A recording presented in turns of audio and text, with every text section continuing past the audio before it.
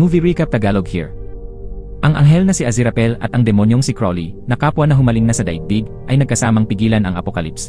Kailangan nilang hanapin ang nawala na Antikristo, isang 11 taong gulang na batang nagngangalang Adam, at pigilan siyang maghatid ng Armageddon. Habang sinusubukan nina Aziraphale at Crowley na maantala ang wakas ng mundo, si Adam, na hindi batid ang sarili niyang kapangyarihan, ay nagsisimulang baguhin ang realidad, na kalaunan ay nagiging daan upang siya at ang kanyang mga kaibigan ay maiwasan ang huling labanan. Maaaring unawain ang salitang demonyo bilang paraan ng pagtukoy sa kanila bilang hindi tao. May mabubuting demonyo at masasamang demonyo, hindi kinakailangang masama o malupit ang lahat. Dahil dito, nagkakaroon tayo ng mas kawili-wiling pananaw tungkol sa kabutihan at kasamaan. Isang napakagandang pagkakaibigang nagtagal ng maraming siglo ang umusbong sa pagitan ng dalawang magkasalungat na panig, mga anghel at mga demonyo. Umiikot ang kwento sa isang anghel at isang demonyo na nasa lupa. Palihim silang naging matalik na magkaibigan sa loob ng mahigit 6,000 taon. Una silang nagkita noong ang mundo ay natatakpan pa ng mga disyerto. Tanging ang hardin ng Eden lamang ang naroon, na nilikha ng Diyos at puno ng mga puno't halaman. Doon nilikha ng Diyos ang unang tao, si Adam. Ang demonyo ay malupit na nag-anyong higanteng kobra upang tuksuhin si Adam na kainin ang mansana sa hardin ng Eden. Dahil dito, napalaya si Adam at si Eve sa paraiso. Palihim namang ibinigay ng anghel na si Aziraphale ang kanyang nagniningas na espada kay Eve dahil nagdadalang tao ito. Sa simula, mula sa mabuting hangarin ang ginawa ni Aziraphale. Naawa siya sa kalagayan ni Adam at Eve. Ngunit kalaunan, natakot siyang malaman ito ng Diyos. Bagaman magkaiba ang kanilang katayuan bilang nilalang ng langit at impyerno, kapwa sila naging bahagi ng paghubog ng mundo. Kaya naman mula rin sa sandaling iyon nagsimula ang pagkakaibigan ng dalawa. Pagkaraan ng maraming taon, sa isang sementeryo, may dalawang demonyong naghihintay ng isang mahalagang tao. Dumating si Demon Crowley. Inabot sa kanya ng dalawang demonyo ang isang basket. Hindi inaasahan ni Crowley na darating agad ang mahalagang sandaling ito. Napilitan siyang dilaan ang kanyang mga daliri at pirmahan ang resibo. Sa basket ay naroon ang anak ng Panginoon ng Impyerno. Si Angel Aziraphale naman ay nasa Japan at kumakain ng sushi nang ipaalam sa kanya ng isang kasamahan na dumating na sa lupa si Demon Crowley. Kailangang maghanda si Aziraphale sa mga paparating na pangyayari. Nakapagtataka na sa panahong iyon, mas pinipili ng mga buntis na mga anak sa mga monasteryo kaysa sa ospital. Kaya't nagplano ang mga tagasunod ni Satanas na magtayo ng mga huwad na monasteryo na may peking madre dahil nalalapit na ang pagsilang ng anak ng Panginoon ng Impyerno. Ayon sa schedule, ngayong araw manganak ang asawa ng diplomat na si Thaddeus. Ngunit ng gabing iyon, dumating pa ang isa pang buntis. Ang tunay na takdang araw nito ay kinabukasan pa dapat. Kaya't pinapanganak si Ginang Thaddeus sa room 4, habang ang isa namang babae ay sa room 3. Abala si Ginoong Thaddeus sa pakikipag-usap sa Pangulo, kaya't wala siyang nagawa kundi hayaang mag-isa ang kanyang asawa sa panganganak. Samantala, ang asawa naman ng isa pang buntis ay gustong-gusto sanang samahan ang kanyang misis sa loob. Ngunit pinigilan siya ng mga madre at pinaalis. Nakatayo ang asawa sa may pintuan habang pinagmamasdan ang kanyang misis nang makita niya si Demonong Crowley na may dalang basket. Inakala niyang doktor si Crowley, kaya itinuro niya ito patungo sa room 3. Pagkatapos nito, parehong nanganak ang dalawang babae at kapwa sila nagluwal ng sanggol na may kulay gintong buhok. Inabot ni Crowley ang basket sa isang madre at inutusan siyang dalhin ang sanggol sa room 3. Magalang at buong pagmamalaki itong tinanggap ng madre. Hindi niya inakalang mahahawakan niya sa kanyang bisig ang anak ng Panginoon ng Impyerno. Dinala ng madre ang anak ng Panginoon ng Impyerno sa room 3. Dalawang sanggol ang naroon. Nagkatinginan ang dalawang madre. Tila naunawaan nila na kailangan nilang kumilos upang kilalanin ang pagsilang ng anak ng Panginoon ng Impyerno. Itinulak nila ang sanggol ng karaniwang ina papasok sa kabilang silid at ibinigay kay Mrs. Thaddeus. Nang magkamalay si Mrs. Thaddeus, niyakap niya ang kanyang anak at pinangalanan itong Warlock. Sa payo ng mga madre, pinangalanan ng asawa ng karaniwang ina ang kanilang anak na Adam. Sa wakas, matagumpay na naisagawa ang kapanganakan ng anak ng demonyo. Nakahinga ng maluwag ang mga madre at itinago ang natitirang sanggol. Pagkaraan ng 24 oras na pahinga, nakalabas na ng ospital ang mga ina. Ngunit bago pa man maibigay ang kanilang gantimpala, sinunog ng dalawang demonyo ang mga talaan. Walang kamalay-malay si Crowley dito dahil abala siya sa pagkuha ng loob ng kanyang kaibigang anghel. Kapag umabot sa 11 taong gulang ang bata, magdudulot siya ng kamatayan sa lahat ng tao, kilala rin bilang wakas ng mundo. Kaya't nagsanib-puwersa ang anghel at ang demonyo para maging ninong ni Warlock. Naniniwala si Aziraphale na kahit masama ang likas nito, kung tuturuan siya ng tama, maaari pa rin siyang maging mabuting tao. Nagpanggap si Aziraphale bilang hardinero upang makapasok sa tahanan ng mga Thaddeus at mabantayan ang paglaki ni Warlock. Si Demonong Crowley naman ay nagpanggap bilang yaya at binabasahan ang bata ng kwento tuwing gabi. Gayunman, tinuturuan ni Crowley ang bata na dapat niyang ilagay ang lahat sa ilalim ng kanyang mga paa. Ito ay itinuring na napakahalagang tungkulin na inaasahan ng pinakamataas na nilalang mula sa magkabilang panig. Tanging nais ng impyerno ay maging masama ang bata, habang umaasa ang mga anghel na matuturuan ito ni Aziraphale na maging mabuti. Sa ganitong paraan lamang maiiwasan ang pagsiklab ng digmaan. Lumipas ang maraming taon. Ayon sa propesya ng isang mangkukulam noong unang panahon, kapag naglabing-isa na ang anak ng Panginoon ng Impyerno, pakakawalan ang mga impyernong aso upang hanapin ang kanilang Panginoon. Sa oras na yon, upang mapigilan ang sakuna, kailangan umanong patayin ng anghel ang anak ng Panginoon ng impyerno upang mailigtas ang apat. Nakaharian ng sansinukob. Dahil likas na mabait si Aziraphale, agad siyang nabahala nang marinig ang tungkol sa pagpatay. Ngunit ginamit ni Crowley ang rason na mas mabuting pumatay ng isa para iligtas ang 10,000, kaya napapayag niya si Aziraphale. Tila wala na itong ibang pagpipilian. Sumapit ang ika-11 kaarawan ni Warlock. Nagmaneho sina Aziraphale at Crowley papunta sa bahay ng mga Thaddeus upang pigilan ang impyernong aso na makatagpo si Warlock. Nagkataon ding ika-11 kaarawan din ni Munting Adam noong araw na yon. Habang ipinagdiriwang ng mga magulang ni Adam ang kaarawan niya sa bahay, si Adam at ang kanyang mga kaibigan ay pumunta sa gubat para maglaro gaya ng nakagawian. Nasinghot ng impyernong aso ang amoy ng kanyang Panginoon at agad itong tumakbo papunta sa gubat. Sandali itong tumayo at tinitigan si Adam. Naisipan ng bata na sana'y makapag-alaga siya ng isang cute na munting aso. Hindi inaasahan, natupad iyon ng impyernong aso. Nagbago ito ng anyo at naging maliit na aso, saka tumakbo sa tabi ni Adam. Mula noon, naging alaga na ito ni Adam. Nang pangalanan ni Adam ang aso, nangangahulugan iyon na tinanggap niya ang kanyang tunay na pagkakakilanlan. Naghintay ng matagal sina Aziraphale at Crowley, ngunit hindi lumitaw ang impyernong aso. Napaisip pa sila na baka hindi nito alam ang daan papunta roon. Ngunit sandali lang ang kanilang pag-asa dahil nakatanggap sila ng balita na nagtagumpay na ang 4 na horsemen. Ibig sabihin, natagpuan na ng impyernong aso ang batang hinahanap nito. Panahon na para harapin ng lahat ang nalalapit na digmaan. Iminungkahi ng pamunuan ng impyerno na lumipad patungong gitnang silangan ang pamilya Thaddeus. Inayos nila upang makapagtago ang 4 na horsemen sa iba't ibang pagkakakilanlan. Ang layunin ay udyukan ang sangkatauhan na magdigmaan. Sa una, nakatakda ng pumirma ng kasunduang pangkapayapaan ang hari ng gitnang silangan at ang Pangulo ng Estados Unidos. Ngunit ang nauwi ay isang malagim na massacre. Bumalik tayo 360 taon na ang nakalipas. Noon, si Ednis ay kilala sa maraming tagumpay sa pagpapagaling ng mga may sakit at pagtulong sa kapwa, ngunit itinuring pa rin siyang isang mangkukulam. Nagpunta ang mga taga-nayon at mga witch hunter sa kanyang tahanan. Gayunman, hindi na kailangang pilitin pa si Ednis na sumama sa lugar ng pagpatay. Nang tumayo si Ednis sa tulos ng pagpapatay, hiniling niya sa mga sundalo na lumapit upang pakinggan ang kanyang ilalahad na sikreto. Pagliyab ng apoy, sumabog ang lahat ng naroon. Pati ang sarili niyang kamatayan ay nahulaan niya. Kaya bago yon mangyari, naglagay siya ng maraming bomba upang maghiganti laban sa mga hunter at sundalo ng imperyo. Pagkamatay niya, ang tanging naiwan niyang ari-arian ay isang aklat na naglalaman ng libo-libong eksaktong propesya. Isa sa mga iyon ang nagsabing sa hinaharap ay lilitaw sa mundo ang isang hindi kumpletong mansanas. Itago raw ito upang malutas ang suliraning pang-ekonomiya. Sinunod ito ng kanyang mga inapo at nagbili sila ng marami-raming stock ng Apple. At totoo nga, naging super bilyonaryo sila sa loob ng maraming henerasyon. Sa taon ng tagumpay, may isa pang propesya tungkol sa katapusan ng mundo. Nais itong patunayan ng inapo ng mangkukulam na si Anathema. Kaya naglakbay siya upang alamin ang hinggil sa propesyang nasa aklat. Samantala, ilang beses nang nawalan ng trabaho si Lucifer. Napakasuwain ng kapalaran niya, saan man siya magpunta, nauwi sa kapalpakan ang kanyang ginagawa. Sa kanyang pag-uwi, nakaakit siya ng isang lalaking palaboy sa kalye. Makalipas ang ilang sandaling pag-uusap, agad siyang na-recruit bilang hunter for the Witch Hunting Academy. Nang malaman ng demonyo at ng anghel na talagang nawawala ang anak ng Panginoon ng impyerno, nagmadali silang bumalik sa lumang monasteryo upang magtanong. Pagkaraan ng 11 taon, ang lugar na iyon ay naging pasyalan para sa paintball. Tinamaan si Aziraphale ng bala ng isang sundalo. Nadumihan ang puti niyang kasuotan. Agad namang ipinakita ni Crowley ang tunay niyang demonyong anyo, kaya napasigaw at nawalan ng malay ang sundalo sa takot. Pagkatapos nilang magkita muli ng madre, nalaman nila na ang lumang arkibo ay natupok at naging abo. Kaya zero na ang lahat ng bakas tungkol sa anak ng kasalukuyang Panginoon ng impyerno. Sa oras na yon, hinanap ni Anathema ang aklat ng propesya at natuklasan ang tunay na anak ng Panginoon ng impyerno. Lumipat siya upang maging kapitbahay ni Adam. Araw at gabi niyang minamanmanan ang bawat galaw ng mga bata. Sa kasamaang palad, ng gabing iyon, nabangga si Anathema ng isang sasakyan. Ang mga tao sa sasakyan ay isang anghel at isang demonyo. Tinulungan ng anghel na mapagaling ang sugat ng mangkukulam at pagkatapos ay inihatid niya ito pauwi. Takot na takot ang mangkukulam dahil unang beses niyang sumakay kasama ang mga estranghero. Kaya't nahulog niya ang aklat sa loob ng sasakyan. Mabilis itong natuklasan ng anghel, ngunit hindi niya sinabi sa demonyo. Palihim niya itong itinago at dinala pabalik sa bookstore upang basahin ng mag-isa. Binuksan ni Aziraphale ang pahina kung saan nakasulat ang propesya na kapag binasa ng anghel ang aklat na ito, magsisimula ng gumalaw ang lahat ng pangyayari. Dahil malamig na ang tasa ng kanyang kakao, tiningnan niya ang kakao sa tabi niya at lubos na nataranta. Inubos niyang basahin ang buong aklat mula umpisa hanggang dulo buong magdamag. Pagkatapos ay pinagdugtong-dugtong niya ang mga numerong 666 na binanggit doon. Padalos-dalos na dinampot ni Aziraphale ang telepono at tumawag. Sa kabilang linya, ang sumagot ay ang mga magulang ni Adam. Ngayon, balikan muna natin ang nakaraan upang makita kung gaano kalalim ang relasyon ni Aziraphale at Crowley. Kahit alam ni Aziraphale ang kinaroroonan ng anak ng Panginoon ng impyerno, pinili niyang itago ito. Ayaw niyang ipaalam kay Crowley. Libu-libong taon na ang nakalipas, nasaksihan na nilang dalawa ang isang pagtatapos ng mundo.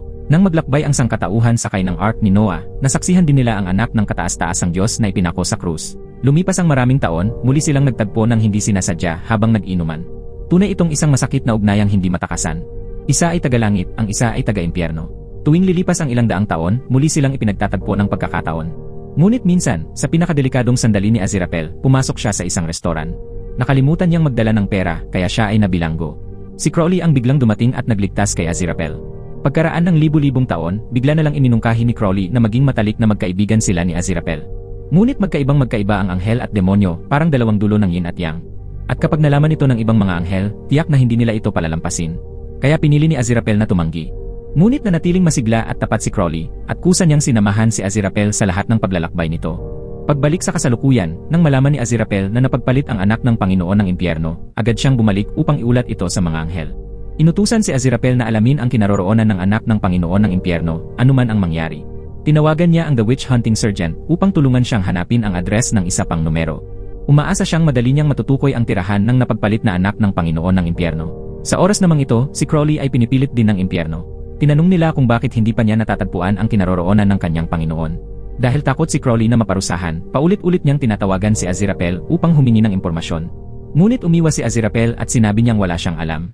Habang papalapit ang apocalypse, lalo namang hindi mapigilan ni Adam ang kanyang mga naisip. Habang lagi siyang binabagabag ng imahinasyon tungkol sa mga alien, bigla ring lumitaw ang mga alien sa mundo. Napanaginipan niya ang isang halimaw sa dagat, at pagkatapos nito ay nagising na ang halimaw mula sa mahabang pagtulog. Sinira nito ang maraming barko sa karagatan. Dahil nawala ni Anathema ang aklat ng propesya, hindi niya alam na si Adam ang anak ng Panginoon ng impyerno. Maswerte siyang may taglay na matang yin at yang, kaya nakakakita siya ng masasamang espiritu. Ngunit nang makasalamuhan niya si Adam, wala siyang naramdaman kahit ano. Inakala lamang niyang isa itong mabait na bata. Kaya inimbitahan ni Anathema si Adam na maglaro sa kanyang bahay. Sumunod ang impyernong aso hanggang sa pintuan, ngunit bigla itong tumigil.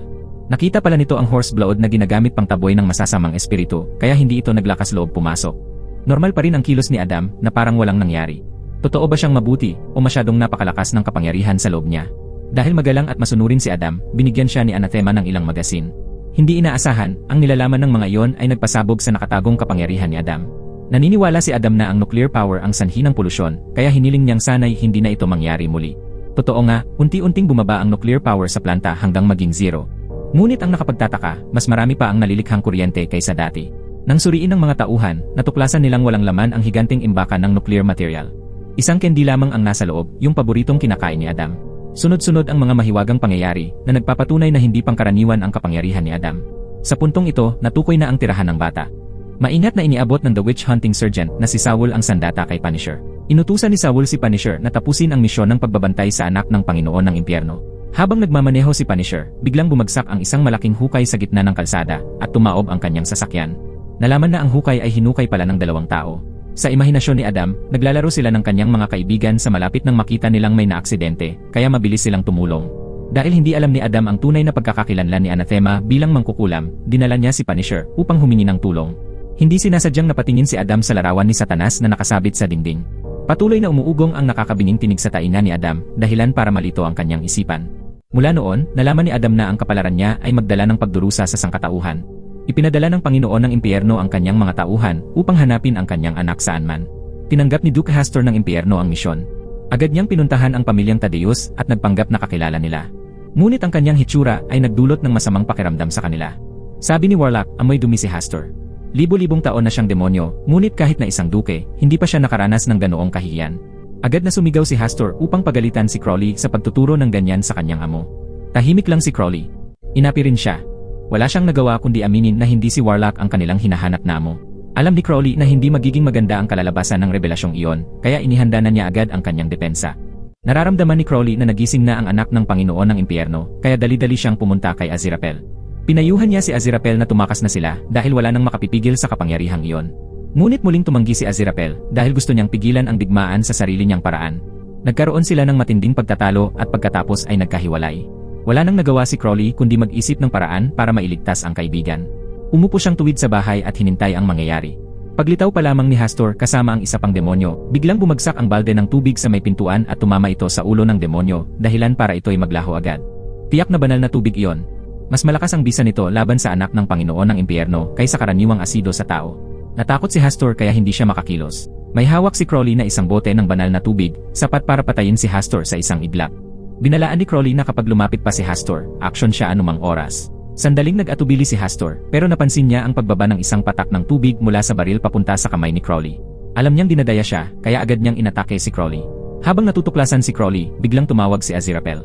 Sasabihin sana ni Aziraphale kay Crowley ang tirahan ng anak ng Panginoon ng Impyerno, pero ibinaba ni Crowley ang tawag dahil ayaw niyang malaman ng buong impyerno na kaibigan niya ang isang anghel. Dahil sa matinding kaba, agad na nag-anyong kakaiba si Crowley at nagtago sa loob ng sistema ng telepono.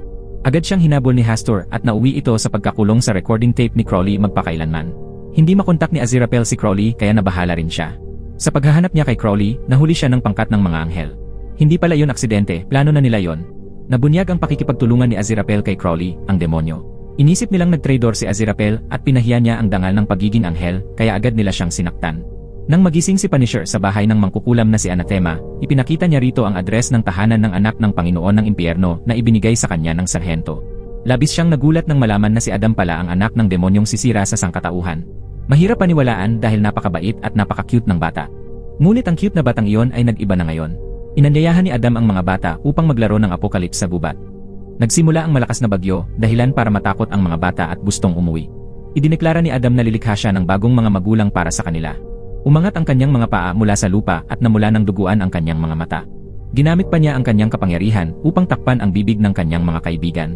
Nagpakita ang malalakas na kulog at kidlat saan man sila tumingin.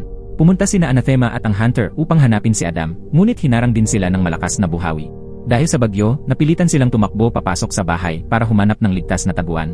Paglampas ng bagyo, ipagpapatuloy nila ang kanilang dakilang misyon na protektahan ang mundo. Sa mga sandaling iyon, takot na takot si Punisher at walang tigil sa pagdarasal. Nagpasya si Anathema na gawin ang pinakadakila at pinakamakabuluhang bagay. Nagpalitan sila ng masidhing halik at nauwi ito sa pagtatalik. Samantala sa Hunter Base, natuklasan ni Sergeant Saul na biglang nag-apoy ang mapa kung saan nakamarka ang bahay ni Adam. Inakala niyang may masamang nagaganap. Taos-puso siyang nagsisi na ipinadala niya ang kanyang tauhan sa tiyak na kapahamakan. Naramdaman ni Aziraphale na panahon na para ipaalam sa langit na napakapanganib na ng sitwasyon sa lupa. Pumasok siya sa pag-aari niyang tindahan ng aklat at gumawa ng isang bilog na pananggalang. Pagkatapos ay tumayo siya sa tabi nito at taimtim na nanalangin. Lumiwanag ang bilog at kasabay nito'y lumitaw ang ulo ng isang lalaki. Inangkin nitong siya ang sekretary ng Diyos at ipinaliwanag ni Aziraphale na hinayaan niyang gumising ang kapangyarihan ng anak ng Panginoon ng Impyerno. Ngunit naniniwala siya na maaari pa rin nilang pigilan ang digmaan nang walang sinumang masasaktan. Maaaring tama ang kanyang pananaw, ngunit hindi iyon sapat, dahil ang layunin ng Diyos ay hindi ang pigilan ang digmaan, kundi talunin ang demonyong iyon. Ang pagsabog ng planta ng nuklear ay magiging perpektong simula para sa digmaan. Hindi inaasahan, nakikinig pala si Sergeant Hastur sa usapan ni Aziraphale at ng Diyos mula sa labas. Ngunit kalahati lamang ang narinig niya, kaya inakala niyang si Aziraphale ay isang demonyo.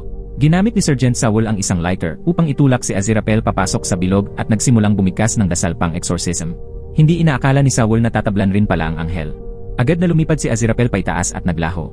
Inisip ni Saul na matagumpay niyang napuksa ang demonyo at masayang umalis. Sa kanyang pag-alis, aksidente niyang natumba ang kandila at nasunog ang buong tindahan ni Aziraphale. Pagdating ni Crowley upang hanapin si Aziraphale, nadatnan niya ang tindahan na nilalamon ng malaking apoy. Inakalang patay na ang kanyang pinakamatalik na kaibigan, labis siyang nalungkot. Ngunit sa katunayan, ang kaluluwa ni Aziraphale ay lumipad papunta sa langit. Labis siyang nahihiya nang humarap siya sa Arkanghel. Maging ang kanyang katawan ay nasunog na. Nang mabanggit ang tungkol sa apoy, agad na naalala ng Arkanghel ang espada na minsang ibinigay kay Aziraphale. Nang malaman niyang nawala iyon, agad niyang pinagalitan si Aziraphale. Inutusan niya itong sumali sa nalalapit na labanan, ngunit tumanggi si Aziraphale. Bukod pa rito, wala na siyang katawan, kaya hindi siya makababalik sa mundong mortal. Hindi man lang siya pinansin ng ibang mga anghel. Dahil dito, napilitan si Aziraphale na pansamantalang magtago sa loob ng isang globo ng tao. Pagkatapos nito, pupunta siya kay Crowley upang humingi ng tulong. Nang marinig niyang nasunog ang kanyang tindahan, labis siyang nalungkot. Kawawa ang aklat ng propesya ng mangkukulam. Ngunit nasa kamay na yon ni Crowley. Ninais rin ni Crowley na tulungan si Aziraphale na makahanap ng bagong katawan. Kahit tawagin siyang demonyo, mas mabuti pa ang mga ginagawa niya kaysa sa tinatawag na mga anghel. Pumunta si Aziraphale upang hanapin si Saul at nakita niya ang kasintahan nito. Bigla itong naging magaan ang loob niya dahil isa itong manghula. Sinapian ni Aziraphale ang kaluluwa ng babae at hiniram ang katawan nito para iligtas ang mundo. Napakabagal ng motorsiklong dala niya, kaya nag-aalala siyang hindi niya maaabot ang bilis ng mga demonyo. Kaya gumamit siya ng mahika at lumipad sa himpapawid. Samantala, kakaunti pa lamang ang kapangyarihang nakuha ni Adam, ngunit ipinagyayabang na niya ito sa kanyang mga kaibigan. Anya, habang kumakain pa sila ng cake at umiinom ng milk tea, siya naman ay isa ng hari ng mga demonyo. Inilahad pa niya ang plano niyang wasakin ang sangkatauhan. Habang nakatayo ang kanyang mga kaibigan, pilit niya silang hinihikayat na sumang-ayon. Ngunit sa puntong ito, sawang-sawa na ang mga bata sa mga pagbabanta ni Adam. Hiniling nilang tumigil na sila sa pakikipaglaro dito at umalis. Kahit malakas at makapangyarihan si Adam, wala namang gumagalang sa kanya. Naging walang saysay ang kanyang kapangyarihan. Maging ang aso, ayaw nang makipaglaro sa kanya. Lubhang ikinalungkot iyon ni Adam. Nang pakiusapan niyang bumalik sila, pinalayas lang nila siya. Sa galit, lumipad si Adam. Naglabas siya ng malakas na hangin at bumagsak sa lupa. Paggising niya, bumalik sa normal ang kanyang mga mata. Ito na ang mabait na Adam na kilala nila noon. Habang papunta si Crowley sa base militar, napadpad siya sa isang traffic. Bigla niyang naalala na maraming taon na ang nakalipas. Nang ginagawa pa ang kalsadang iyon, palihim niyang pinalitan ang mga bandila ng ibang disenyo. Ginawa niya iyon para lokohin ang mga tao at pahirapan sila sa traffic. Hindi niya inakalang pagkalipas ng maraming taon, siya mismo ang makakaranas ng bunga ng sarili niyang kalokohan. Tumawag ang isang babaeng operator kay Crowley upang maningil ng utang. Sinamantala ni Hastur ang pagkakataong iyon at nag-anyong isang bunton ng mga uod na gumapang palabas sa kabilang dulo ng telepono. Pagkaalpas ni Hastur, agad niyang hinanap si Crowley upang maghiganti. Kung hindi babalik si Crowley upang umamin, may karapatan si Hastur na wasakin siya agad. Lumikha si Hastur ng isang bilog ng mahiwagang apoy na nag-aalab sa buong London. Hindi sumuko si Crowley. Idineretso niya ang sasakyan papasok sa dagat ng apoy. Sa huli, nasunog niya si Hastur. Samantala, nagtalik sina Anathema at Punisher, sa kanila biglang naalala ang kanilang misyon. Ayon sa isa sa mga propesya, sa paliparan magsisimula ang digmaan. Kaya agad silang nagpunta roon upang pigilan ang pagkawasak na magmumula sa anak ng Panginoon ng impyerno. Nagpadala rin ang impyerno ng 4 na kabalyero papunta sa paliparan. Dahil gusto ni Adam na magbago at makipagbati sa kanyang mga kaibigan, nais din niyang pigilan ang digmaan. Nakita ito ng mga bata at pumayag silang tulungan si Adam. Nakasakay silang lahat sa bisikleta papunta sa paliparan. Nang makita sila ng isang kapitbahay, itinuro niya ang Kirwan Hall. Sinabi nitong lalo na ang pinuno sa kanila, tiyak na isusumbong niya sa kanilang mga magulang para maturuan sila ng leksyon. Sa tabi ng paliparan ay may base militar. Nandoon ang maraming mahahalagang bagay na nakakaapekto sa sangkatauhan. Ito ang dahilan kung bakit pinili ng mga demonyo ang lugar na ito para hamunin ang mundo. Ang unang dumating ay ang 4 na kabalyero ng impyerno. Mabilis nilang pinasok ang server system. Nabigla ang mga tauhan sa computer room at hindi maintindihan ang nangyayari. Isang titig lang mula sa Grim Reaper at agad na resolba ang lahat. Manipulado nila ang buong sistema upang paandarin ang pagpapalipad ng mga misile. Pagkatapos ay binuksan nila ang valve upang maglabas ng radyaktibong sangkap sa kapaligiran. Nakakuha ng alarm signal ang mga hukbo ng iba't ibang bansa at agad na naghanda sa depensa. Nagpadala ng emerhensyang babala ang iba't ibang bansa. Mukhang matagumpay ang unang hakbang ng plano, ang pag-udyok ng digmaan upang magkapatayan ang mga tao. Ang ikalawang hakbang ay ang mismong digmaan sa pagitan ng mga anghel at mga demonyo. Sa sandaling iyon, ang lahat ng nakaalam tungkol sa nalalapit na digmaan ay nagmamadaling pumunta sa base militar. Nakita ng mga gwardiya sa gate si Adam at agad siyang pinalayas. Kaya tinumba sila ni Adam gamit ang mahika. Sumunod na dumating si Crowley, sakay ng malaapoy na sasakyang mukhang napakastig. Nakilala niya si Adam. Alam ni Crowley na mabuti ang hangarin ni Adam at nais nitong tulungan ang mga tao, kaya gumawa siya ng paraan para maipasok ang mga bata sa loob. Paglingon niya, nakita niyang nagliliyab na ang sasakyang kasama niya ng mahigit 1,000 taon. Naglaan si Crowley ng sandali upang magpaalam sa minamahal niyang kotse. Sa oras na yon, naroon na ang lahat ng panig, ang 4 na kabalyero, si Crowley, si Aziraphale, si Anathema, at ang 2 witch hunter. At syempre, ang pinakamahalaga at sentrong karakter sa digmaan, si Adam. Siya ang anak ng demonyo. Nakita na ni Aziraphale ang target. Hinimok ni Crowley si Aziraphale na gamitin ang kanyang baril para sirain si Adam. Ngunit dahil hindi ito kayanin ni Aziraphale, tinaas niya ang baril at pinaputok ito sa langit. Pagkakita nito, gumanti si Adam sa pamamagitan ng pag-uutos kay Aziraphale na umalis sa katawan ng manghula. Sinubukan niyon ni Aziraphale at nadiskubre niyang nakabalik na siya sa sarili niyang katawan. Lumalabas na bukod sa kakayahang manira, kaya rin ni Adam na pagalingin at muling likhain ang anumang bagay. Nang makita ni Crowley na hindi na kailangan ang aklat ng propesya, ibinalik niya ito kay Anathema. Biglang may isang piraso ng papel na lumutang sa hangin. Mabilis itong dinampot ni Aziraphale at itinago sa kanyang bulsa. Dahil nakita ng 4 na kabalyero na malapit si Adam sa anghel, inisip nilang siya ay isang taksil. Hinugot nila ang kanilang nagliliyab na mga espada at tinakot si Adam na kapag hindi niya agad winasak ang mundo, sasaktan nila ang kanyang mga kaibigan. Bagamat anak siya ni Satanas, ayaw ni Adam maging isang dakilang kasamaan na may reputasyong pumatay sa buong sangkatauhan. Kaya sinabi niya sa kanyang mga kaibigan na ang 4 na kabalyero ay hindi tunay. Buo sila mula sa takot ng tao. Ang kailangan lang gawin ng mga kaibigan ni Adam ay magpakatatag at matatalo nila ang mga ito. Biglang lumitaw sa harapan nila ang isa sa mga kaibigan ni Adam. Sinabi niyang naniniwala siya sa kapayapaan. Agad namang naging abo ang babaeng kabalyero. Ang natitirang mga kaibigan ni Adam ay nagsimulang magpahayag ng kani-kanyang makatarungang paniniwala. Pati ang aso ay nag-iwan ng bakas ng kagat sa digmaan sa pagitan ng 2 daigdig. Gayunpaman, ang Diyos ng kamatayan na lamang ang hindi pa nasisira, kaya sinamantala nito ang pagkakataon, binuksan ang mga pakpak, at tumakas patungong impyerno. Akala ng lahat ay tapos na ang lahat, ngunit biglang may kidlat na tumama sa kanila. Lumitaw ang mga kinatawan ng langit at impyerno dala ang hangarin para sa isang digmaan. Gusto nilang gamitin ang digmaang ito para malaman kung sino ang tunay na nagwawagi at pag-isahin ang tatlong kaharian ng pag-iral. Dahil tumanggi si Adam, nagpa siya ang mensahero ng impyerno na sabihin ang kwentong ito sa ama ni Adam. Biglang yumanig ang lupa. Naramdaman ni Crowley ang matinding presyon at mabigat na masamang aura. Ito ang kapangyarihan ng dugo ng Panginoon ng impyerno. Malapit nang lumitaw si Satanas sa mundo ng tao. Hindi na makapaghintay si Aziraphale. Kaya sinabi niya ang isang bagay na labis na nagpasakit kay Crowley. Kung hindi makakaisip ng paraan si Crowley ng mabilis, hindi na raw siya kakausapin ni Aziraphale. Lubos na tumalab ang bantang ito kay Crowley. Ginamit ni Crowley ang kanyang kapangyarihan para ihinto ang oras at lumikha ng isang ditunay na espasyo upang makausap si Adam ng pribado.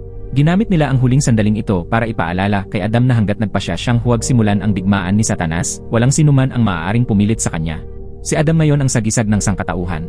Ang lahat sa realidad ay sumusunod sa kanyang utos. Pagkatapos, ibinalik nila si Adam sa tunay na mundo. Sa sandaling iyon, isang pulang kamay ang umangat mula sa lupa kasama ng mga apoy ng impyerno. Tunay ngang lumitaw si Satanas. Labis siyang galit dahil tumanggi ang kanyang anak na sumunod sa kanya. Pagkatapos, ginamit ni Satanas ang isang napakamahalikang tinig upang tawagin si Adam papalapit. Tumanggi si Adam na si Satanas ang kanyang ama. Walang ama ang maghihintay hanggang ang anak niya ay 11 taong gulang bago siya makaharap. Habang mas marami ang sinasabi ni Adam, lalong naggangalit si Satanas. Hindi lang natakot si Adam, kundi muling tiniyak niya na hindi niya ama si Satanas. Nagalit si Satanas kaya napagpasyahan niyang wasakin ang lugar na ito. Ngunit teritoryo ito ni Adam. Si Adam lamang ang makalalaban kay Satanas. Isang pagtanggi lang ang kailangan niya at mawawala si Satanas. Lumitaw si Arthur, ang ama na nag-alaga kay Adam sa nakalipas na 11 taon. Labis-labis ang pagkabahala ni Arthur dahil narinig niya mula sa kapitbahay na pupunta si Adam sa base militar upang gumawa ng gulo. Pinakalma ni Arthur si Adam na ayos lang, lahat ay narito kasama ang kanyang ama. Nakakatulong ang kapangyarihan ni Adam upang muling mabuhay ang mga patay. Ang mga wasak na bagay ay naibabalik rin sa orihinal nilang estado. Sa wakas, natapos ni Punisher Hunter ang hinanakit mula sa kanyang mga ninuno. Masaya siya kasama ang mangkukulam na si Anathema. Mapayapa ang mundo, ngunit si Crowley at Aziraphale naman ang haharap sa kapahamakan. Dahil sa pagpigil sa digmaan, lubos na nagalit ang langit at impyerno. Napagpasyahan nilang parusahan ng maayos ang dalawang tagawasak. Salamat sa propesya sa pirasong papel na nahulog mula sa aklat, alam ni na Crowley at Aziraphale ang magiging kapalaran nila. Dinala si Aziraphale sa langit upang parusahan sa pagtataksil sa organisasyon. Lumikha ang arkanghel ng apoy ng impyerno at pinilit si Aziraphale na wasakin ang parehong katawan at kaluluwa. Kasama si Crowley na dinala rin sa impyerno upang parusahan. Pinuno ng mensahero ng impyerno ang bathtub ng banal na tubig at saka inilagay ang isang impyernong alagang hayop upang ipakita ang kanyang kapangyarihan. Kapag tumapak si Crowley sa loob, tiyak na magiging kapareho ang resulta niya sa hayop. Habang natatakot ang mga demonyo na nakatayo sa paligid sa banal na tubig, kalmado namang pumasok si Crowley. Nilubog niya ang sarili sa malamig na tubig na may mukhang labis na kasiyahan. Lumubog naman si Aziraphale sa apoy ng impyerno. Hindi lang siya nasunog, kundi huminga pa siya ng apoy. Lumalabas na ang kaalaman sa katotohanan ng maaga ay napakalaking benepisyo. Dahil ang nalubog sa banal na tubig ay si Aziraphale, at ang sinusunog ay ang demonyong si Crowley. Napansin ng mensahero ng impyerno at ang anghel na wala silang magagawa kina Aziraphale at Crowley, kaya walang nagawa kundi pakawalan sila. Bumalik sina Crowley at Aziraphale sa parke na kilala nila ng libu-libong taon. Muling nagpalitan ng kaluluwa at katawan ang dalawa. Ang mundong ito ay halo ng katotohanan at kasinungalingan. Ang mabuti at masama ay parehong nilikha natin. Malapit nang patayin ni Crowley ang tupa nang biglang lumitaw ang isang anghel. Sa pangalan ng Diyos, hiniling niya kay Crowley na huminto dahil orihinal na pag-aari ng tupa ang isang magsasaka na nagngangalang Jork. Ngunit sinabi ni Crowley na ginawa niya ito ayon sa utos ng Diyos. May lisensya pa nga si Crowley upang beripikahin ang kanyang ginawa. Labis na nagulat si Aziraphale sa kakaibang misyon na ito. Nang hindi nakabantay si Aziraphale, agad na winasak ni Crowley ang buong kawan ng tupa ng magsasaka. Dahil dito, labis na hindi natuwa si Aziraphale. Dinala niya ang lisensya upang ipakita sa iba pang mga anghel bilang patunay. Sa pamamagitan ng mga fingerprint ng Diyos, totoo nga ito. Ayon sa nakasaad sa lisensya, may pustahan ang Diyos at si Satanas. Dahil napakabuti ni Jork, inisip ni Satanas na mabuti si Jork dahil nakatanggap siya ng pagmamahal at tulong mula sa Diyos. Ngunit kabaliktaran naman ang Diyos. Nagpustahan siya na kahit hindi matulungan si Jork, magiging mabuti at tapat pa rin si Jork. Upang patunayan ito, pinayagan ng Diyos si Satanas na sirain lahat ng pag-aari ni Jork, kabilang ang lahat ng kanyang material na bagay, pati ang kanyang mga anak. Kung mananatili pa rin sa kanyang orihinal na kabutihan si Jork, gagantimpalaan siya ng Diyos ng doble sa kanyang dating yaman bago siya namatay, kabilang ang kanyang mga anak, na dodoble rin ang bilang. Gayunpaman, ang mga batang nasira na ay hindi na maibabalik sa buhay. Dahil dito, pumunta si Aziraphale kay Gabriel, ang mataas na arkanghel, upang ipahayag ang kanyang opinyon. Gusto lamang ni Jork at ng kanyang asawa ang kanilang dating mga anak. Hindi trabaho ng anghel ang pumatay ng tao. Naniniwala si Gabriel na may sariling paraan ang impyerno hanggat hindi nakikialam ang mga anghel. Lumipas ang mga taon at dumating si Aziraphale sa lupa at naging may-ari ng isang bookstore. Dahil maluwag ang espasyo rito, pinahintulutan ni Aziraphale si Maggie na magrenta ng kwarto sa itaas. Ang trabaho niya ay magbenta ng mga music record. Dahil sa makabagong teknolohiya, wala nang gustong makinig sa mga record. Kaya bumagal ang kanyang negosyo. Isang araw, nakita ni Aziraphale na umiiyak siya at nalaman na kulang ang pera niya upang bayaran ang renta. Nang makita yon, napagpasyahan ni Aziraphale na ibigay sa kanya ang natitirang 8 buwang renta.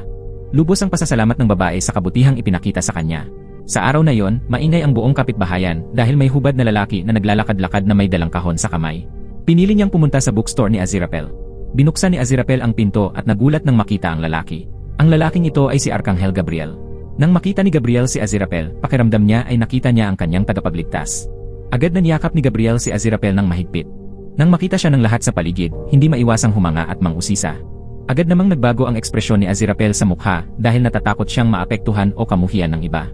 Ngunit hindi kayang iwan ni Aziraphale si Gabriel mag-isa. Kaya dinala ni Aziraphale si Gabriel sa bookstore upang pansamantalang magtago. Patuloy na sinasabi ni Gabriel na kailangan nilang pigilan ang isang kakilakilabot na mangyari. Tinanong ni Aziraphale kung ano yon, ngunit hindi maalala ni Gabriel. Bukod pa rito, iniwan ni Gabriel ang kahon sa labas ng pinto. Lumabas si Aziraphale upang tingnan at sa kabutihang palad, naroon pa rin ang kahon. Ngunit nang buksan niya ito ay walang laman. Paulit-ulit na tinanong ni Aziraphale si Gabriel, ngunit hindi pa rin niya alam kung bakit narito ito. Tinanong ni Aziraphale kung ano ang ibig sabihin ng kahon, ngunit ni ang tunay na pangalan ni Gabriel ay hindi niya alam. Naiwan si Aziraphale na walang magawa. Kailangan bigyan ni Aziraphale ng bagong pangalan si Gabriel, na si Jem, upang hindi mapansin ng iba, dahil ang kutob ni Aziraphale ay baka nasa panganib si Gabriel. Isang kaibigan lamang ang mayroon si Aziraphale, ang demonyo ng impyerno, si Crowley. Kaya't si Crowley lamang ang maaari niyang tawagan. Nang marinig ni Crowley ang balita, agad siyang nagmaneho papunta sa bookstore upang pagsabihan si Aziraphale. Sabi ni Crowley, hindi kaibigan niya si Gabriel. Kung nasa panganib si Gabriel, mas mabuti nilang lumayo rito. Pinayuhan ni Crowley si Aziraphale na kunin si Gabriel at itapon siya sa ibang lugar upang hindi maapakan. Ngunit likas na mabait si Aziraphale, kaya nagkaroon ng alitan sa pagitan nila. Sa huli, nagalit si Crowley at napagpasyahan nilang maghiwalay. Tumakbo si Crowley palabas ng bookstore, sinusubukang pigilan ang kanyang galit hanggang sa nabalutan ang buong katawan niya ng usok. Habang nagmamaneho, bigla siyang nahuli ng mensahero ng impyerno. Ipinahayag nito na ang mataas na arkanghel ng langit ay nawala. Sinabi na napakaseryoso ng bagay na ito. Iniutos din ng langit ang parusa sa sinumang naglakas loob na itago si Gabriel. Tatanggalin sila sa aklat ng buhay magpakailanman. Sinubukan ni Crowley na magpanggap na hindi niya narinig ang tungkol dito. Hindi rin niya alam kung nasaan si Gabriel, ngunit sa sandaling umalis ang mensahero, agad siyang pumunta upang hanapin si Aziraphale. Hindi niya maaaring hayaang magdusa lamang si Aziraphale sa parusa. Kinailangan ni Crowley na gamitin ang mahika upang lumikha ng ilusyonaryong hadlang upang itago si Gabriel at hindi matuklasan. Kasabay nito, sinabi ni Crowley kay Aziraphale na mula ngayon, maaari na lamang niyang tawaging James si Gabriel. Pinayagan ni Aziraphale na manatili si Gabriel bilang katulong sa bookstore. Habang ginagawa ni Crowley ang kanyang spell, nakatanggap ng alarma ang langit. Natuklasan nila na ang bookstore ni Aziraphale ay naglalabas ng malaking halaga ng mahika. Kaya kinabukasan, nagpadala sila ng maliit na grupo upang suriin ito. Ngayon, naniwala si Arkanghel Gabriel na siya ay si Jem. Masigasig siyang nagtrabaho bilang katulong ni Aziraphale. Sa kabutihang palad, dahil sa mahika ni Crowley, hindi nila alam na si Jem pala ang hinahanap nila. Kailangang magbigay ng dahilan ni Aziraphale na ang nagbebenta ng record na si Maggie ay kanyang bisita. Siya ay umiibig sa may-ari ng cafe na si Ninya sa tindahan sa kabilang kalye. Ang mahika kagabi ay ginawa rin ni Aziraphale upang pagdugtungin ang pagmamahalan ng dalawa. Kahit tila katawa-tawa ang dahilan, ito ay naging kapanipaniwala. Bago umalis, binalaan nila si Aziraphale na kung may anumang balita tungkol kay Gabriel, agad itong dapat i-report. Samantala, biglang narinig ni Aziraphale si Gabriel na umaawit ng pamilyar na bahagi ng isang kanta. Ngunit nang tanungin ni Aziraphale, hindi matandaan ni Gabriel ang kanyang kinanta kanina.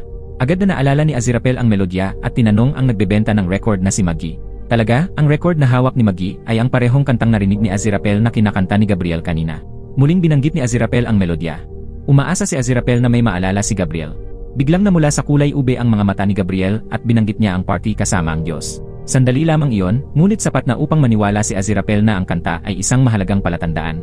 Nakita ni Aziraphale ang aklat sa estante at biglang naalala ang pustahan sa pagitan ng Diyos at ni Satanas. Libu-libong taon na ang nakalipas, si Crowley ang demonyong responsable sa pagsira ng buhay ng maraming magsasaka. Ginawa niya ito dahil sa hangarin na sirain ang mga anak nila. Ganito rin niya sinira ang mga tupa sa burol.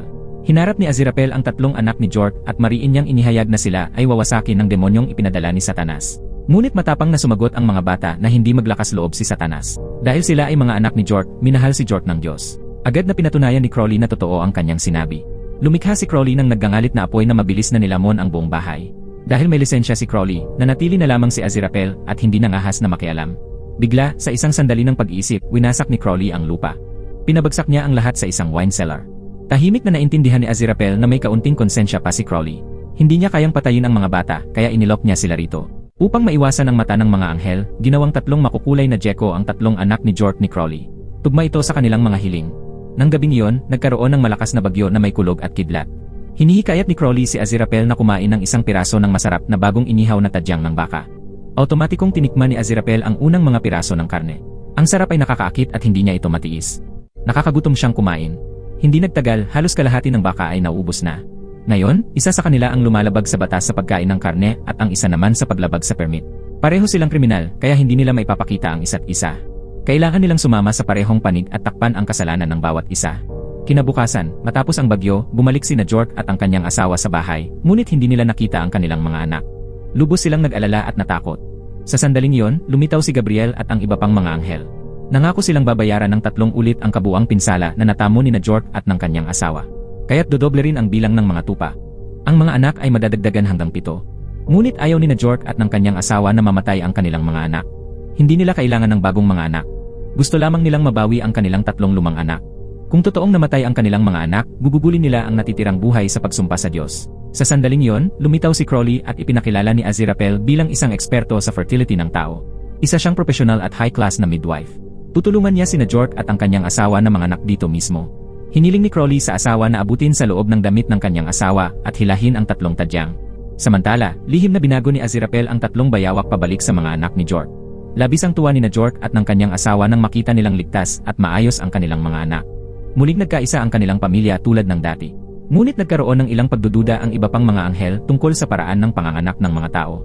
Naniniwala si Gabriel na totoo ito dahil nasaksihan niya ang unang panganganak sa Garden of Eden nina Eve at Adam. Ngunit nagtanong sila kung tila ba mga lumang anak ni Jork ang mga ito, hindi mga bagong anak na ipinagkaloob ng Diyos. Kung ang lumang anak ay hindi namatay, mamamatay ang lahat ng anghel.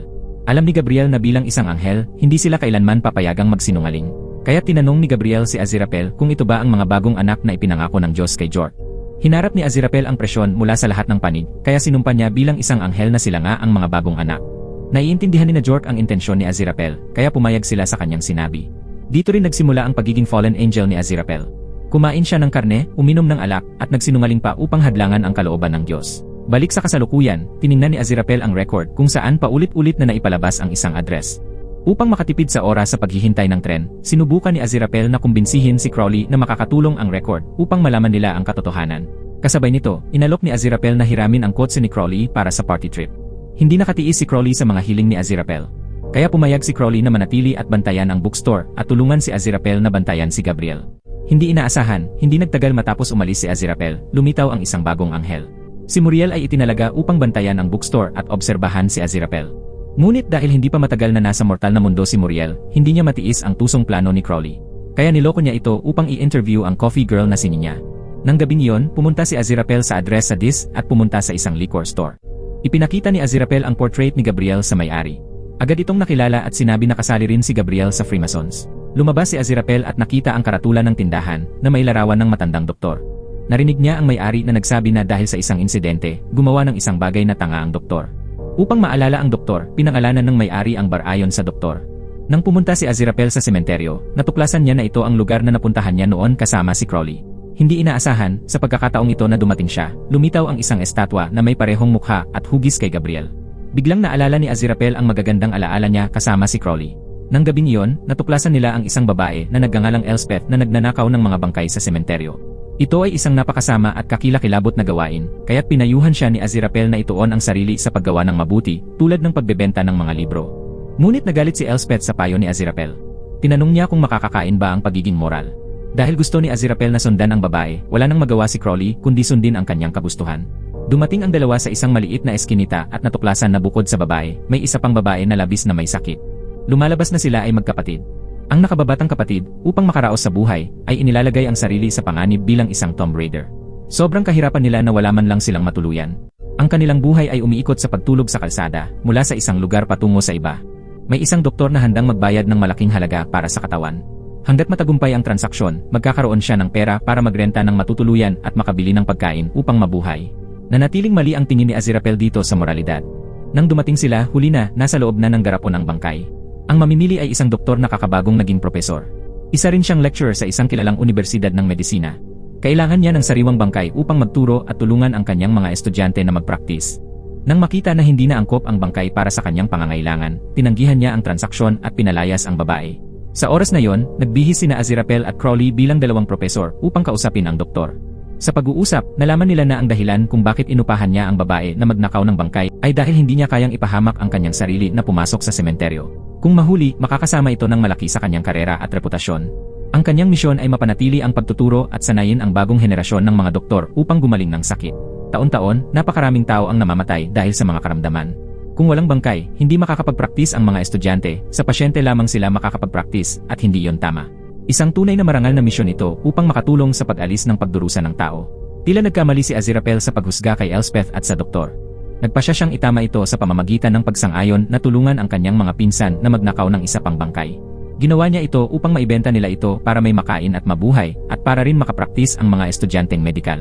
Pumasok ang grupo sa sementeryo upang ipagpatuloy ang pagnanakaw ng bagong libing na bangkay.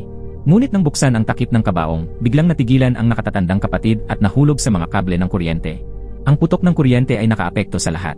Sa harap ng delikadong sitwasyon, kinailangan ni Crowley na ikulong sila sa isang malalim na hukay upang hindi madiskubre. Unti-unti ring humina ang kalusugan ng nakatatandang kapatid hanggang sa hindi na niya kinaya at namatay sa lugar mismo. Bagamat nabigo ang pagnanakaw ng bangkay, mayroon pa ring sariwang katawan ang nakababatang kapatid, ang katawan ng kanyang nakatatandang kapatid. Tinulungan ni Aziraphale at Crowley si Elspeth na dalhin ang bangkay upang maibenta sa doktor. Sa pagkakataong ito, pumayag siya na magbayad ng napakataas na halaga. Sina Aziraphale at Crowley ay gumawa ng dalawang mabubuting bagay ng sabay. Tila maayos ang lahat. Ngunit hindi inaasahan, si Elspeth ay labis na nalungkot at desperado kaya ginamit niya ang lahat ng kanyang pera para bumili ng magandang alak at lason at pagkatapos ay gumawa ng isang hangal na bagay. Nang madiskubre ni Aziraphale at Crowley ang kanyang kabaliwan, sinubukan nilang pigilan siya. Maging si Crowley ay kusang uminom ng buong bote ng pinatamis na lason. Natakot si Elspeth sa ginawa niya. Nagsimulang kumilos ang alak kaya hindi na makatayo si Crowley. Pagkaraan ng ilang sandali, nagsimulang magsalita si Crowley nang walang kwenta. Nang banggitin ni Elspeth ang paggawa ng isang hangal na bagay, biglang nagalit si Crowley. Nagtransform siya bilang higante upang turuan ang babae ng leksyon. Sa lahat ng kasalanan, ang paggawa ng hangal na bagay ang pinakamalala. Iminungkahi ni Crowley na ibigay ni Aziraphale kay Elspeth ang lahat ng pera na hawak ni Aziraphale.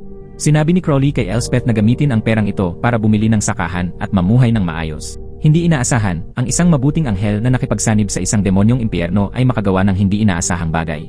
Dahil nakialam ang dalawa sa buhay ng tao, naapektuhan nila ang libro ng buhay at kamatayan. Nang gabing yon din, dinala si Crowley pabalik sa impyerno. Sa kasalukuyan, sa mismong sementeryo kung saan nakatayo si Aziraphale, lumitaw ang dalawang lalaki. Hiniram ni Aziraphale ang kanilang telepono at tinawagan si Crowley upang ipaalam ang balita. Isinalaysay ni Aziraphale sa kanya ang lahat ng impormasyong nakuha niya sa kanyang pagsisiyasat. Pagkatapos ng tawag, ibinalik ni Aziraphale ang telepono, ngunit ngayon ito ay naging mas maayos at mas maganda. Tunay itong himala. Nagulat ang dalawang lalaki. Bumuhos ang ulan sa paligid ng bookstore. Biglang binasa ni Gabriel ang isang misteryosong hula. Muling babangon ang mga patay at magdudulot ng pagdurusa sa mga buhay. Nang lumapit si Crowley, bumalik si Gabriel sa kanyang orihinal na anyo. Hindi inaasahan, naabutan ng mensahero ng impyerno, si Tracy, ang eksenang iyon. Natuklasan si Crowley na tinatago niya si Gabriel sa bookstore ni Aziraphale. Nasaksihan ito ni Tracy, ngunit sinubukan pa ring itanggi ni Crowley. Hindi niya pinayagan si Tracy na makapasok. Pagkatapos, nagbanta siya kay Crowley na mag-ingat dahil ang buong puwersa ng impyerno ay malapit nang magdeklara ng digmaan laban kay Aziraphale. Huli na para kay Crowley na sabihan si Aziraphale. Sa kasalukuyan sa impyerno, si Tracy, ang hindi nasisiyahang demonyo, ay dumating kay Duke Beelzebub upang humingi ng utos na atakehin ang bookstore ni Aziraphale. Dahil alam ni Tracy na doon nakatago ang anghel na si Gabriel, kailangan lang nilang magpadala ng mga hukbo upang dakpin ang anghel bilang tropero para ialay kay Satanas. Sa pahintulot ni Beelzebub, agad na pumunta si Tracy upang makipagkita sa Count. Humiling siya na maglaan ng 10,000 demonyo upang makilahok sa laban. Ngunit kamakailan, kakaunti lamang ang mga tauhang tao, at mas kaunti rin ang bilang ng mga pumupunta sa impyerno kaysa dati. Kaya't hindi niya natugunan ang kahilingan. Kinailangan ni Tracy itong bawasan sa 500 demonyo. Ngunit ang huling number na tinanggap ay 70. Agad na tinipon ni Tracy ang hukbo ng impyerno. Ipinahayag ni Tracy na ang layunin ng labanan na ito ay atakehin ang bookstore ni Aziraphale at dakpin ang anghel na si Gabriel. Habang naghahanda ang impyerno para sa digmaan, nag-aalala si Aziraphale sa puso ng may-ari ng cafe. Katatapos lamang ng break-up ni Ninya sa kanyang kasintahan, kaya labis siyang nalungkot. Upang aliwin si Ninya, nagplano si Aziraphale ng taunang pagtitipon ng mga kapitbahay. Ang target niyang panauhin ay mga mangangalakal at may-ari ng tindahan lamang. Personal pang pumunta si Aziraphale sa bawat bahay upang ipamigay ang mga imbitasyon. Gamit ang mga benepisyo na gusto ng mga bisita, hinikayat niya silang dumalo sa party. Bukod pa rito, bumalik din si Muriel upang iulat ang sitwasyon sa kanyang mga nakatataas. Maliban sa pagsiyasat sa relasyon ni Ninya, ang coffee seller, at Maggie, ang record seller, wala nang iba pang nangyari. Nang gabing iyon, habang masayang nagsasayaw ang lahat, lumitaw ang hukbo ng impyerno at pinalibutan ang bahay. Hiniling nila kay Aziraphale na agad na isauli si Gabriel, kung hindi mapapahamak ang lahat sa loob. Nahulaan ni Jim na sila ay tumutukoy sa kanya, kaya kusang loob siyang nagbigay ng sarili. Ngunit bago pa man, nainganyo na si Jim ni Crowley, kaya walang nakapansin sa malaing kantong aura niya. Ngunit hindi kayang mag-inganyo ni Crowley sa kabaliktaran, kaya wala siyang magawa. Nang makita niyang tila malupit ang kaaway, kinailangan ni Crowley na gamitin ang batas ng impyerno upang makipag-usap. Ayon sa mga patakaran ng digmaan, kailangan nilang magbigay ng paunang abiso upang magkaroon ng panahon si Crowley na ilikas ang mga tao. Kung hindi, maaring idemanda ni Crowley ang konseho dahil padalos-dalos nilang pinadala ang hukbo upang simulan ang digmaan. Nag-alala ang mga demonyo nang marinig ito. Hindi na sila naglakas loob gumawa ng anuman. Tinanggap ng Commander-in-Chief ang hiling ni Crowley na bigyan ng oras ang mga tao upang ilikas ang sarili. Isa lamang itong panandaliang taktika na biglang naisip ni Crowley. Agad na hinanap ni Crowley si Muriel at kinumbinsi siyang kunin siya para dalhin sa langit sa pamamagitan ng paniniwalang siya ay isang kriminal. Nang maging tahimik, palihim na pumasok si Crowley sa secure na archive room. Binuksan ni Crowley ang isang meeting ni Gabriel at ng iba pang mga anghel. Ipinakita sa memoryang ito ang pagtutol ni Gabriel sa pagpapasimula ng digmaan sa pagitan ng langit at impyerno. Pagkatapos nito, iniwan ni Gabriel ang kanyang damit at kinuha ang isang kahon upang makatakas mula sa langit. Napakataas ng tensyon sa paligid ng bookstore. Nang mailikas na ang lahat sa tindahan, iginiit ni Maggie at Ninya na manatili upang suportahan si Aziraphale. Anuman ang kahinatnan, hindi sila magsisisi. Nagsimulang dumaloy ang hukbo ng impyerno papasok sa bookstore. Ginamit ni Aziraphale ang kapangyarihan ng barrier upang iloko sila. Wala siyang pakialam kung ang mga ito ay anghel o demonyo. Kung papasok sila dito ng walang ingat, sila ay mabubugbog at madudurog. Alam ni Aziraphale na hindi magtatagal ang planong ito. Agad na napansin ng Commander-in-Chief ang bitag at inutusan ang mga sundalo na iwasan ang barrier. Ginamit ng lahat ang fire extinguisher bilang sandata upang makipaglaban. Pagkatapos ay ginamit nila ang mga libro at inihagis sa mga demonyo hanggang sa sila ay mapagod. Kakulangan sa mga kagamitan at kawalan ng paraan ng pag-atras ang naramdaman. Kinailangan ni Aziraphale gamitin ang huling paraan, isang taktika na maaari lamang gamitin sa oras ng digmaan. Inihagis niya ang singsing ng anghel sa lupa. Isang mausisang demonyo ang humipo rito at agad na na-activate ang liwanag ng anghel. Ang lahat ng demonyo sa paligid ay natupok at naging abo. Kumalat ang signal mula sa singsing sa buong lugar. Ito ang deklarasyon ng digmaan ng langit laban sa impyerno. Agad na bumaba si Crowley at ang iba pang mga anghel patungo sa lupa. Pinangunahan din ni Beelzebub ang mga demonyo sa lupa upang makita kung ano ang nangyayari. Mabilis ipinaliwanag ni Crowley na hindi ito deklarasyon ng digmaan dahil padalos-dalos na pinadala ng mga tao ng impyerno ang kanilang hukbo upang umatake. Sa unang tingin, nakita ni Beelzebub si Jim, ang Duke ng Impyerno at Lord of the Flies, na nakakita ng isang langaw sa bookstore at tinawag ito. Ito rin ang langaw na ibinigay niya kay Gabriel. Hindi inaasahan, ginamit ni Gabriel ang langaw bilang lalagyan ng kanyang mga alaala. Sa sandaling pumasok ang langaw sa mata ni Gabriel, agad na naibalik ang mga alaala sa kanyang isipan. Dati, mayroon ng romantikong relasyon si Gabriel sa Duke ng Impyerno. Palihim silang madalas na nagkikita sa lupa. Pareho silang may parehong layunin, ayaw nilang pasikatin ang digmaan. Lalo na, ayaw nila na mag-away ang langit at impyerno. Kaya napagkasunduan nilang gumawa ng isang kasunduan sa kapayapaan na tanging sila lamang ang nakakaalam.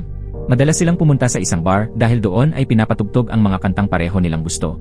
Lalong lumalim ang kanilang damdamin para sa isa't isa. Binigyan din ni Gabriel ng estatwa ang kanyang sarili sa sementeryo na pinamumunuan ni Beelzebub. Pinatutunayan nito na hindi siya natatakot ipakita ang kanyang marangal na imahe sa isang madilim na lugar gaya ng sementeryo. Bukas nilang ipinahayag ang kanilang pagmamahalan sa harap ng mga anghel at demonyo. Ito ay hindi matatanggap na pagtataksil para sa parehong panig. Nag-away ang dalawang panig kung sino ang dapat dakpin at parusahan, ngunit pinutol sila ni Gabriel. Sa huli, napagtanto niya na hindi mahalaga kung anong panig siya, dahil saan man naroroon si Beelzebub, iyon ang langit para sa kanya, at ganoon din para kay Beelzebub. Saan man naroroon si Gabriel, iyon ang impyerno para sa kanya. Pinili nilang lumipat sa isang malayong at lihim na planeta upang mamuhay ng tapat sa kanilang sarili. Nang himasok ang impyerno na kahit saan sila pumunta, ipapadala nila ang mga sundalo upang hanapin at dakpin sila. Hinamon sila ni Beelzebub dahil alam niyang kulang ang impyerno sa tauhan sa panahong iyon. Kung makakataka si Beelzebub mula sa impyerno, magkakaroon ng bakanteng posisyon. Lubos itong kapaki-pakinabang kay Tracy. Matapos mawala sina Gabriel at Beelzebub, nais ng Archangel na burahin ang mga pangalan ng mga tumulong kay Gabriel mula sa listahan ng buhay. Bigla, nagpakita ang Diyos at iniutos na bumalik sila sa langit. Pinayagan si Muriel na manatili. Binigyan si Aziraphale ng isang tasa ng kape. Pagkatapos, inimbitahan siya ng Diyos na maglakad-lakad upang pag-usapan ang isang lihim. Habang si Crowley ay sabik na naghihintay. Naisip din nila ng isang mahusay na plano ni Aziraphale. Pupunta sila sa lahat ng restaurant upang malasap ang kanilang mga paboritong pagkain. Hindi inaasahan, nang bumalik si Aziraphale, sinabi niya na siya ay napili ng Diyos upang maging bagong mataas na Archangel. Papalitan ni Aziraphale si Gabriel. Kasabay nito, nais din ng Diyos na italaga si Crowley upang bumalik bilang anghel. Sa panahong iyon, magiging lantad na ang relasyon nila ng walang takot sa pagbabawal o pagbabanta ng sinuman. Lumabas na maraming taon na ang nakalipas, si Crowley ay isang anghel, ngunit dahil sa pagbagsak niya, siya ay pinarusahan at pinadala sa impyerno upang maging demonyo. Pinayuhan ni Aziraphale si Crowley na ang langit ay panig ng liwanag. Ito ay magandang pagkakataon para sa dalawa. Ngunit ayaw ni Crowley na pumili ng alinmang panig, kasama na ang langit at impyerno. Iniisip niya na pagkatapos ng ginawa ng mga anghel, hindi mahalaga kung siya ay anghel o demonyo, hindi nito sinasabi kung sino ang mabuti o masama. Ang dapat niyang gawin ay lumayo na lamang sa kanila. Nais ni Crowley na maging katulad ni Gabriel, malaya sa pagpili ng sariling landas. Sa huli, lahat ay kailangang pumili ng angkop na daan. Sa kasamaang palad, ang landas na pinili ni Aziraphale ay hindi kasama si Crowley. Pagkaalis ni Crowley, nagpa siya ang Diyos na ipasa ang pamamahala ng bookstore kay Muriel. Kinailangan ni Aziraphale na agad sumunod pabalik sa langit. Upang tanggapin ang posisyon bilang mataas na pinuno ng mga anghel, hindi nagmadali si Crowley na umalis. Ngunit sinubukan niyang manatili upang bantayan ang bawat galaw ni Aziraphale. Umaasa si Crowley na magbabago si Aziraphale sa ilang bagay. Ngunit nang makita ni Aziraphale si Crowley na nakatayo sa gilid ng daan, tinipon niya ang buong tapang at naglakad diretsyo patungo sa mga pintuan ng langit. Ipinagmamalaki ni Aziraphale ang kanyang bagong posisyon habang nakatayo sa tabi ng Diyos. Nagpatuloy si Crowley sa kanyang nag-iisang paglalakbay sa kanyang minamahal na kotse. Hindi pinili ni Crowley ang langit o impyerno. Pinili niya si Aziraphale. Ngunit hindi pinili ni Aziraphale si Crowley. Pinili ni Aziraphale ang Diyos. Dahil ang Diyos ay may kapangyarihan at mataas na katayuan, maaari niyang ibigay kay Aziraphale ang anumang ambisyon na kanyang ninanais. At dito nagtatapos ang pelikula. Maraming salamat sa panonood. Hanggang sa muli, paalam.